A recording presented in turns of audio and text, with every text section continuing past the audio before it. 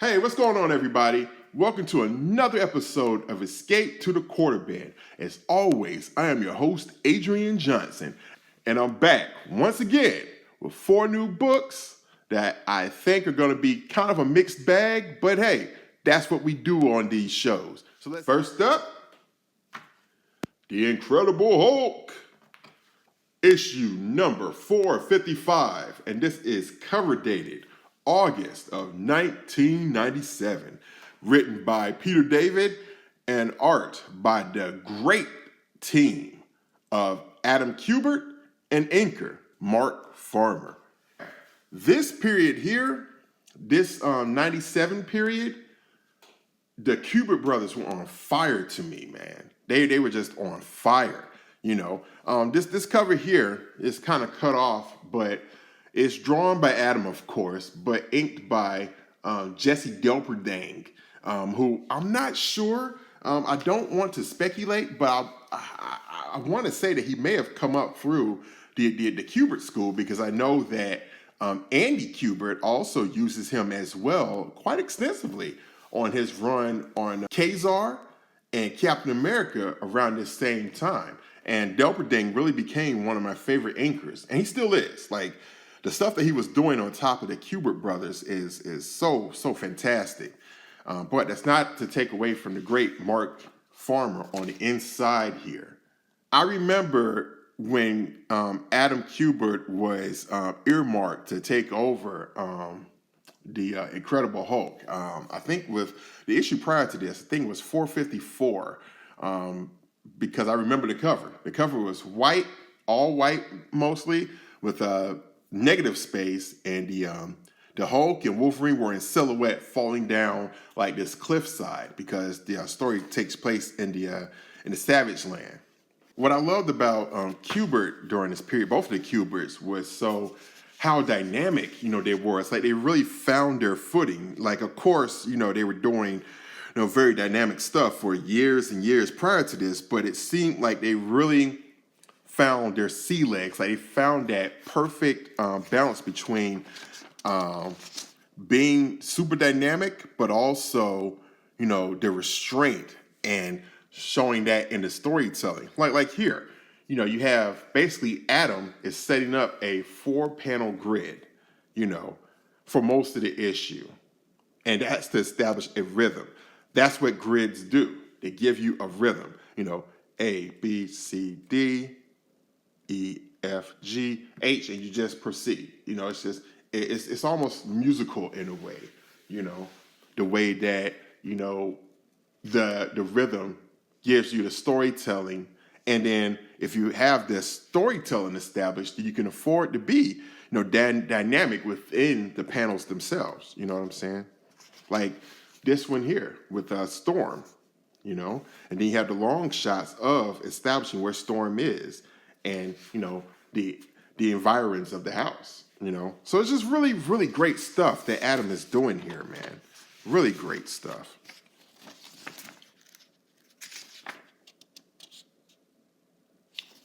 And again, just the composition, that Kubert was doing here,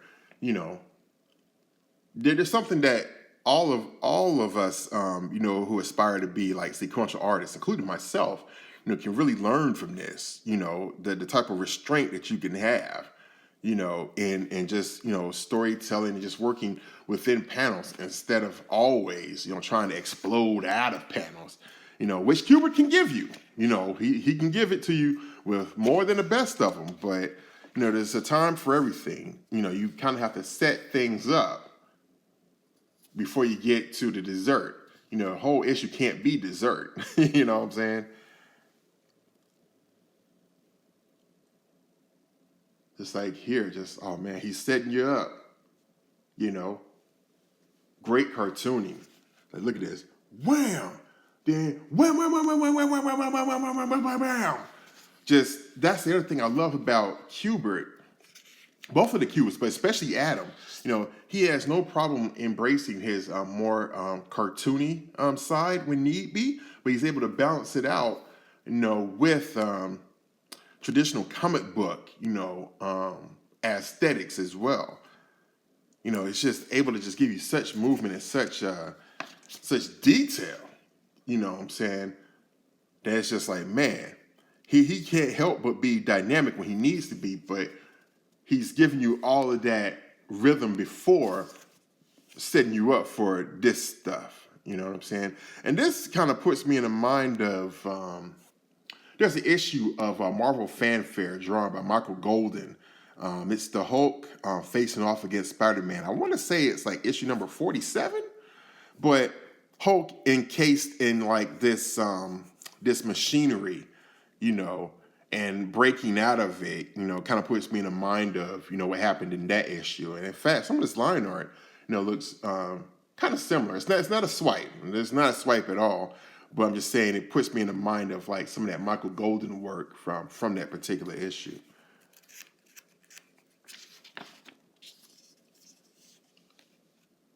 But yeah, this stuff, oh man, I love Kubert's run on here. I remember collecting, these issues as they were coming out as a teenager back in '97 and just waiting month to month, just looking forward to this stuff because I was such a mark, for his stuff. And then that's a great juxtaposition right there. Look at that. You got half of Cable's face here, the other half is Hulk's, because he's making a side link between them, or a side blast, as it were.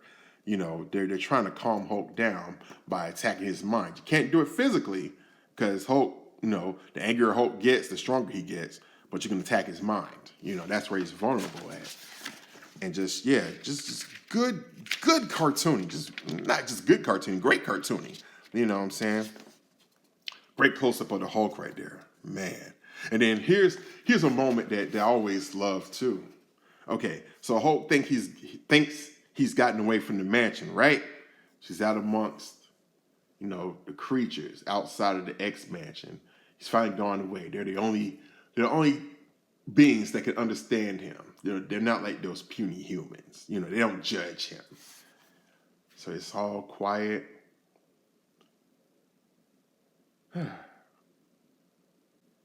So he thinks. Boink! Look at that. Even the sound effect of boink as his eye blinks open. And he realizes, no, he's still inside of the mansion. He's still inside the construct of the mansion, in like their danger room or whatnot. And yeah, just great cartooning. Oh my goodness. That's something that, Adam really excels at, you know what I'm saying? I've always loved this stuff. And then the ending of this issue, where, okay, see here, like, here's the panels. You have Betty Banner, who is the Hulk's wife. They each come across a shadowy surprise figure, at the end here. And then as we turn out, again, each one has the same panel composition. Look at this. So yeah, you see Betty's hand here, Hulk's hand here, because they're together, even though they're not together physically here. And then each one of their surprises are revealed.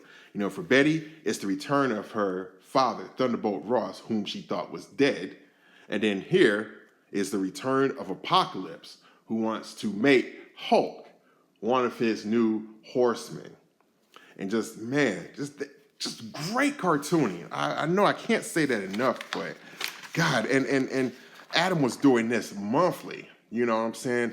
So he was doing this monthly right on through, I want to say through like issue 466, 467, thereabouts, somewhere in there, because these are almost the last issues of the series, because after this, Ed McGuinness, comes in to draw the last two issues of this Hulk series. And I believe those are issues 469 and 470, thereabouts. Has something to do with like the Circus of Crime, something like that, and the Ringmaster, that villain. And Ed McGuinness kind of closes out this particular series of the Hulk before they start back with a new number one. But yeah, if you see these Adam Kubert Hulks in the quarter bins or wherever, pick them up. You will not be disappointed. Like that, his whole run is great. Some of his greatest art, period. Check it out. Right. Next up, Silver Star, #1. Created, written, drawn by the King, Jack Kirby. And this is cover dated February of 1983. And inked by my personal all-time favorite Jack Kirby inker. I know I'm stepping on some toes with that, but my favorite all-time Jack Kirby inker is Mike Royer. I love Mike Royer's inks over Kirby on his Fourth World stuff. You know what I'm saying? Just on countless pages. Just he gives like that silky smooth, inking to Kirby while staying very true to his pencils. I know you have other greats like, Joe Sennett and even Vince Colletta, whom I think nowadays, Colletta kind of gets a bad rap. I know I've, given him a bad rap, in the past, but, Colletta on stuff like Kirby's Thor, even as earlier issues of like Superman's pal Jimmy Olsen and Mr. Miracle, and I think he even inked some stuff on New Guys. His stuff it's good. It's good. It's not like destructive like he, is perhaps unduly known for on other pencilers where he was just trying to hack it out. But for Kirby, he really put the effort in, and it shows. But this is my first time checking out Silver Star. I must say, I've heard of the book before, of course, but stuff from Pacific Comics during this period that Kirby was doing, things like Silver Star, Captain Victory. I think there was another one, Destroyer Duck, that he did as a benefit for Steve Gerber. Things like that. That Kirby did later in his career. Towards the end of his his artist years. That's a blind spot for me. As big a Kirby fan as I am, I've never really investigated, that latter, Kirby stuff. But, as you can see here, man, this stuff is just still so fantastic. So fantastic. Let's see. And I noticed in the credits that his daughter, Susan, is mentioned here. Song lyrics by Susan Kirby, and I'm going to assume that this is him drawing in his daughter, and these are the lyrics that she wrote. Well, these here, because it has the musical notes here. So I guess she wrote these lyrics, I should say. But yeah, that's a cool thing about being creator-owned. It's like you can do what you want. Exactly what you want. So hey, if you want to create your own characters, of course, it's there. But if you want to put your daughter into the book, and have her, songs in there, why not? But yeah, the stuff that Kirby was doing still has all the raw power that you just expect from Kirby. Oh, look at this. Woo! Man, I love that stuff. Just, oh man. And the volume that Kirby gives, his characters and his settings and his machinery. This kind of puts me in a mind of there's an issue of Thor versus Hercules. I want to say it's Journey into Mystery 129. It's that classic Silver Age battle between Thor and Hercules, where they're just hurling tractor trailers, building machinery at each other. It's just great, and it just almost puts you in the mind of like, man, these characters look like, if they fall, they would crack concrete, as John Romita once said, you know what I'm saying? And of course, no one does these 2-page spreads, like a Kirby. He's the progenitor, he's the progenitor of this. Man, this is just really, really great stuff. Just great. Just pure comics. This is comics. You know what I'm saying? So yeah, when I saw this in the bin, I was just like, I've never seen this stuff. Let me just check this out, man. This is This is so cool.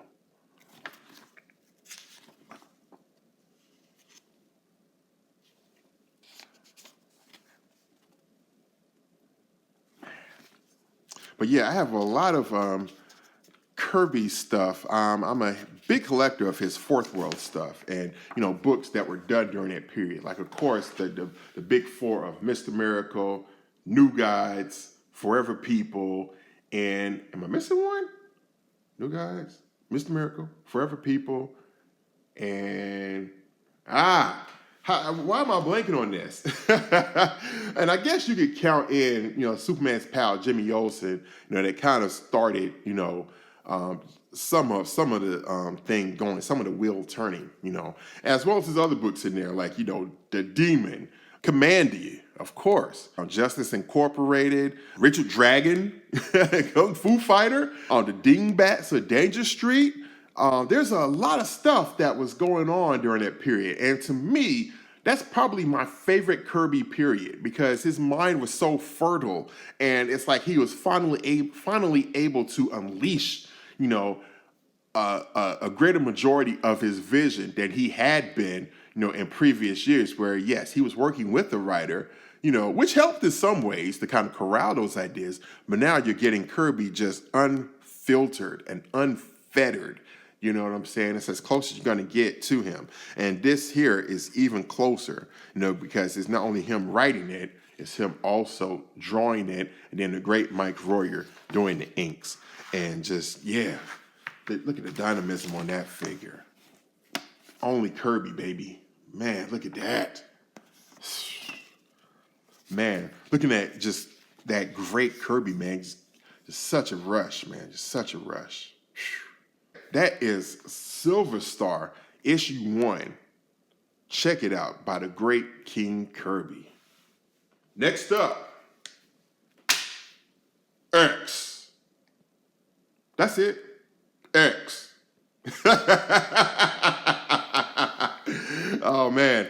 It's X from Dark Horse Comics. I picked up the first 6 issues of these. I couldn't find issues 1 through 3 for some reason before I started filming.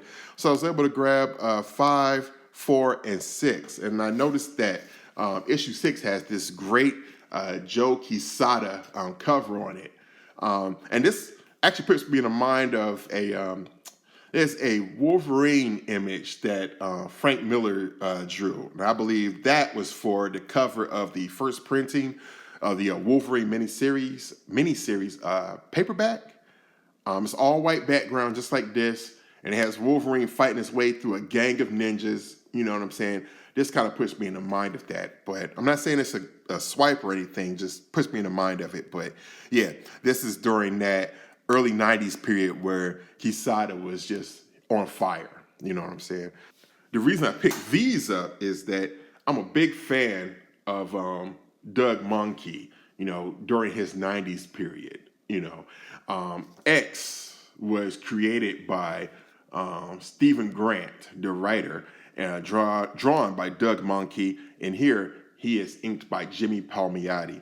And I've tried to collect this a couple of times during my collecting years, over the years, I should say. And I've always loved, just revisiting, this stuff, when I've come across it, say I've, either given it away or maybe lost it in between moves. When I come back a gang of them, and usually for whatever reason, I've always found issues of X together. Like it'll be like like the first 6 issues, the first 9 issues or whatever, all together in the quarter bin, which has been good for me. I'm not going to complain, but every single time I've gotten them over the years, it's always been as a bundle, and Mahnke's stuff is just it's so good. Like, we know how great Doug Mahnke is today, and he's actually even into doing his own animations now, which look spectacular. You know what I'm saying? But yeah, here he's just starting out. I think prior to this, he had done a series. Please correct me if I'm wrong, but while working for Dark Horse, while starting with them, he did a story a little series that was serialized in Dark Horse Presents called Homicide. Am I remembering that correctly? It was called Homicide, and it was serialized in Dark Horse Presents. I believe maybe around the same time that Sin City was, you know. But I love Mahnke's work here.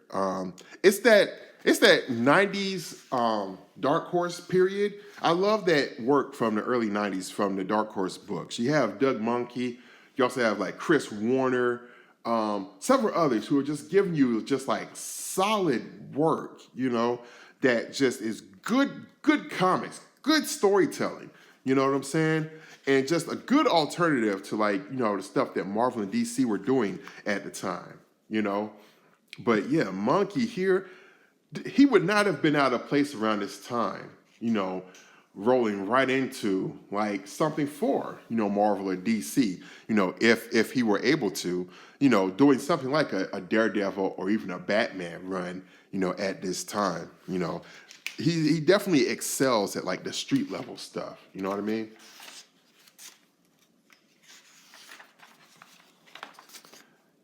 But yeah, man, I love, I really enjoy, you know, Mahnke's work at this time.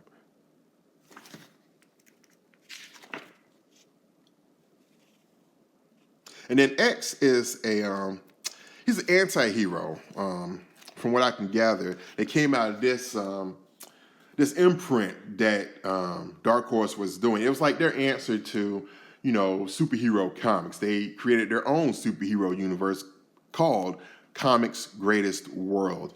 There was X. There was a hero called Titan. You had Barbed Wire. Several others. And there was like an event around this time that they all came under called Comics Greatest World. And it was Dark Horse trying to create their own superhero universe, because in the wake of Image, which was still going pretty hot during this time, they were starting to cool off just a little bit. This is 94, you know, Image just started in 92. But they're starting to cool off just a little bit. So it was allowing others, you know, to get into like that superhero, you know, realm, you know, and that's where you get Dark Horse coming into the game. And but, you know, okay, there's Titan. All right. And yeah, and the reason why you have an alien, you know, in the sewers here in a street level book like X is because of this Comics Greatest World crossover. But, you know, outside of this, though, it is very much street level, very much so. And that's the stuff I enjoy. And Stephen Grant, the writer Stephen Grant, he is known for one of my other favorite issues, like the first issue of the Punisher miniseries, drawn by the fantastic Mike Zeck. And he's responsible for that miniseries. So, you know, you have someone like Grant who is adept at, you know, street level characters, you know what I'm saying? And you have someone like Mahnke who's adept at drawing them. So it's just a great match, just a really great match.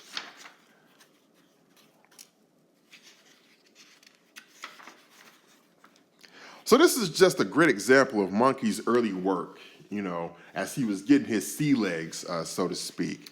So if you do find these, you know, in a quarter bin, definitely pick them up, you know, and try to pick up like the first, I think Mahnke does like the first 10 or so issues, if I'm not mistaken, 10 or 12 issues. So it's a good chunk. And just like I said, just really good, just really good superhero comics, really good anti-hero comics even. You know what I'm saying? But yeah, just solid stuff. So yeah, that's X by Stephen Grant and artist Doug Mahnke and Jimmy Palmiotti. All right, for my last book, it is Megaton, #1. And this is cover dated November of 1983. And right off, you can already see some of the names that might be familiar to you that are actually in here. All right, the front cover, which is, this character here is Megaton. And this is drawn by Butch Geist, who is also known as Jackson Geist. And you may know Butch Jackson Geist from his work on the Superman titles, amongst many things, Micronauts. Recently, he's been doing some, not independent work, but he's been doing work for, I think, one of the things I heard him doing was he was doing something for humanoids, like a graphic novel for humanoids. And he's probably doing other things, since then as well. Gene Day draws a story in here. Gene Day is a fantastic artist from the 70s and very early 80s. I remember seeing him on back issues of The Master of Kung Fu late in that run. Mike Gustovich and Sam De La Rosa. Sam De La Rosa, I believe, was an inker. He was a Marvel inker. But then you also have Mike Gustovich, who, did he create Justice Machine, I think? I think that's what he's known for. Justice Machine was an independent book, that was coming out around this time too, during this independent black and white boom. Then you got Ken Landgraf, who is known as an outlaw cartoonist, if you will. Many of you definitely know of Erik Larsen. Of course, Erik Larsen, the classic Spider-Man artist, but also the creator of Savage Dragon and Image founder as well. With his character that he eventually featured, in the pages of Savage Dragon and his own series once he started out with Image, called Vanguard. So Vanguard makes a start here. And then further down, you got Frank Fosco. Megaton gave quite a few creators this start. I think somewhere I had read or heard that Rob Liefeld, got his start drawing some issues or pinups in Megaton, And this is the first story here, and this is by Jackson Geist. And you can see here, especially in this panel right here, and this one here, some of the line work here, you can tell that Jackson Geist, Butch Geist as he's known here, was very much a fan of that early Michael Golden, when Michael Golden was doing stuff like Batman Family and the Micronauts in particular, which, Geist later took over, after Golden, left the book after the first 12 issues. This is a story drawn by Gene Day. And like I said, I had an issue of him, a couple issues of him drawing The Master of Kung Fu later in that run, Let's see.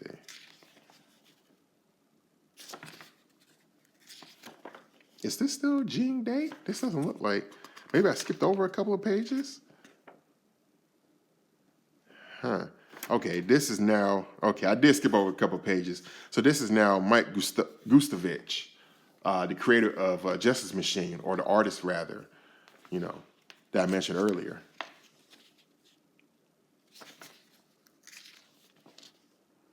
And then here we go with Ken Landgraf. Landgraf still makes comics as I'm aware of, you know what I'm saying? And I don't know if he's self-monikered as an outlaw cartoonist. I know that was put on him, because he still draws, but, his artwork is kind of out there in a good way, you know what I'm saying? And I think, if I'm not mistaken, he did work in the late 70s, very early 80s on things like Legion of Superheroes for DC. But yeah, this almost has a pop art feel to it, with like this zipper tone here, that song going on here, It's almost like, a meshing of Kirby and some pop art stuff going on, you know what I'm saying? Like this stuff is it's what can you say? It's like pure comics, you know what I'm saying? Comics without pretension. It just is what it is. Okay. And then here we go. And here is Erik Larsen's stuff. Here's some of that early Erik Larsen stuff. And you can see here, like, it's it's getting pretty polished. Like, the inking here is really good, you know? And you see, it's some of the musculature, you know, it's not as angled as we would know, you know, Larsen for, but it's getting there, you know? It's good stuff. Good, solid stuff. And here he is inked by Sam De La Rosa. And I think Sam De La Rosa may actually have inked him on a couple of issues of his Amazing Spider-Man. You know, correct me on that, but I think he may have as well by the time Larsen gets there. And you can see here that Larsen is definitely influenced by John Byrne. This stuff here, like this chrome effect and all this machinery and stuff, oh, that's Byrne. Oh, that's definitely Byrne. You know, almost puts you in the mind of there's a villain that Byrne drew in Fantastic Four, or one of those books that he was doing at the time, called Terminus, and it was this big robot-looking guy, and yeah, that's what that puts me in the mind of. And you can see Larsen really taking effect here, you know, and definitely here you can start seeing Larsen. You see the Larsenisms, if you will, starting to really, you know, come into effect. You know what I'm saying? This is unmistakably starting to become, you know, Erik Larsen. Oh man. So that's great to see, like, some early examples of his stuff, and it's solid stuff, because this is from 1983. So he'll be working in the majors. He'll be at, you know, DC by like 86, 87, you know? Around the same time that Liefeld is, who was featured in, you know, another issue of Megaton. You know, he gets hired by Marvel and is soon working at DC as well on Hawk and Dove around 87 also. And McFarlane is also working for DC around that time on Infinity Inc. So it's just kind of cool to see how, you know, the pieces are coming together, you know, for the future. You know what I'm saying? And just everyone has to start somewhere, you know. And then to close out the issue, here is work by Frank Fosco. Oh, this is real striking. Wow. Wow. Okay.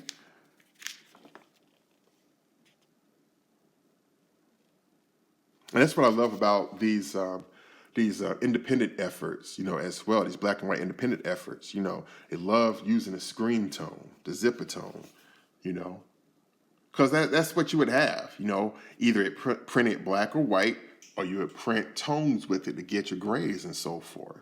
Or if you're using like ink wash or whatnot. But yeah, it's just cool to see someone really put their foot out there and put the vision on there, put their own vision down. You know what I'm saying? Especially talents that we would see, you know, come to the fold, you know, later on, as their artistic skills and their creative skills, period, you know, really came to the fore, you know, and they really reached their apex of their creative powers, you know. Anyway, that is Megaton #1 from creator Gary Carlson, and featuring some of the earliest work of Erik Larsen, Butch Geist, Jackson Geist, and Frank Fosco. All right, so guys, that's all I got time for today. As always, I appreciate you checking in with me and watching the videos here on YouTube. You know, if you haven't already, please subscribe to the channel. I would definitely appreciate that, so you can be appraised when I drop new episodes of this, as well as other series that I have going on this very channel. So as always, I thank you, and y'all take care.